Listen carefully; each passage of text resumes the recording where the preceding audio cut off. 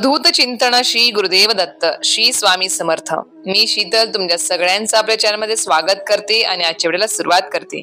तर मंडळींनो, रविवार दिनांक 3 मार्च 2024 रोजी गजानन महाराज प्रकट दिन आलेला आहे। तर आजच्या व्हिडिओमध्ये आपण श्री गजानन महाराजांच्या प्रकट दिनाबद्दल माहिती जाणून घेणार आहोत सुरुवातीला। त्याचबरोबर यंदा श्री संत गजानन महाराज प्रकट दिनाचं काय विशेष महत्व आहे ते पण जाणून घेणार आहोत।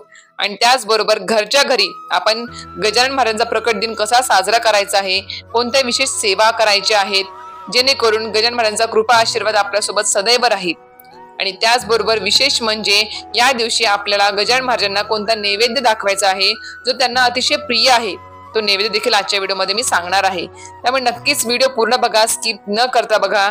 आणि चॅनलवरती नवीन असाल तर चॅनलला सबस्क्राईब करायला देखील विसरू नका। चला तर व्हिडिओला सुरुवात करूया।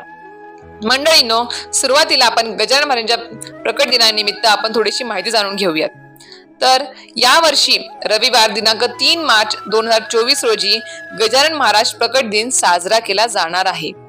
यंदा श्री संत गजानन महाराज यांचा 146वा हा प्रकट दिन आहे। गजानन महाराजांच्या जन्मस्थानाबद्दल कोणतीही निश्चित माहिती उपलब्ध नाही, पण दिनांक 23 फेब्रुवारी 1878 रोजी बुलढाणा जिल्ह्यातील शेगाव येथे श्री गजानन महाराज दिगंबर अवस्थेत लोकांच्या दृष्टीस पडले अशी मान्यता आहे। श्री गजानन महाराज प्रकट दिन हा एक शुभ दिवस मानला जातो। या दिवशी शेगाव येथून श्री गजानन महाराजांच्या मंदिरातून पालखी काढली जाते आणि त्यांच्या पादुकांचे पूजन देखील केले जाते।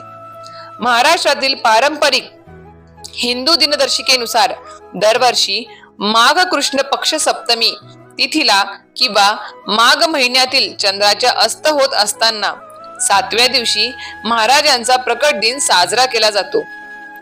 तसेच अभिषेक, पालखी, पारायण अशा धार्मिक वातावरणात प्रकट दिन सोहळा दरवर्षी मोठ्या उत्साहाने साजरा करण्यात येतो।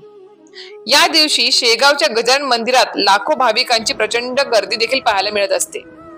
तर यावरून तुम्हाला गजानन महाराज प्रकट दिनानिमित्त थोडक्यात माहिती मिळाली असेलच।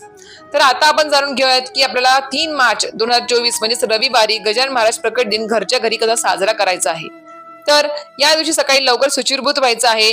पूजा अर्चा, आपली रोजची दैनंदिन पूजा अर्चा आहे ती उरकून घ्यायची आहे। आणि त्यानंतर आपल्याला तुमच्या देवघरामध्ये जर गजानन महाराजांची मूर्ती असेल किंवा फोटो असेल तर फोटोला तुम्ही स्वच्छ पुसून घ्यायचा आहे, अत्तर वगैरे लावायचा आहे। त्याचबरोबर जर मूर्ती असेल तर पंचामृताने अभिषेक करा किंवा साध्या पाण्याने देखील अभिषेक करा तरीही चालेल। स्वच्छ पुसून घ्यायची आहे। तुम्हाला वेगळी मांडणी करायची इच्छा असेल तर वेगळी मांडणी तुम्ही करू शकता, नाहीतर देवघरातच तुम्ही पूजन करू शकता।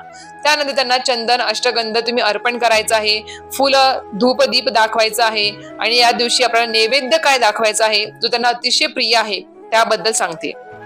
तर या दिवशी आपल्याला गजानन महाराजांना नैवेद्य म्हणून बाजरीची भाकरी, पिठलं म्हणजेच बेसन आणि मिरचीचा ठेचा आणि कांदा हा नैवेद्य त्यांना खूप जास्त प्रिय आहे, तो नैवेद्य आपल्याला त्यांना दाखवायचा आहे।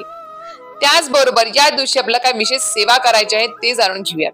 तर या दिवशी तुम्हाला एक माळ पूर्ण गणगण गणात बोते, गणगण गणात बोते, गणगण गणात बोते अशा एक माळ पूर्ण 108 म्हणी जप करायचा आहे।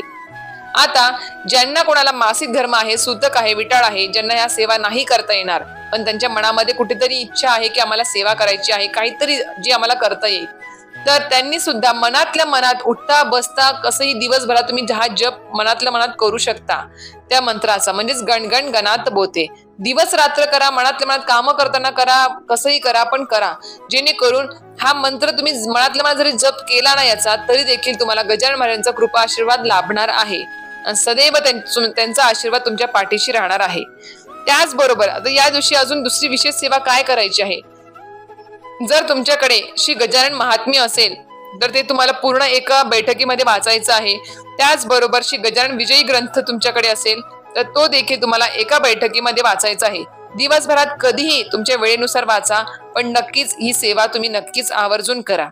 छोटी मोठी कुठलीही सेवा गजानन महाराजांची करा या दिवशी, ती नक्कीच त्यांच्यापर्यंत पोहोचणार आहे आणि त्यांचा आशीर्वाद तुमच्यासोबत सदैव राहणार आहे।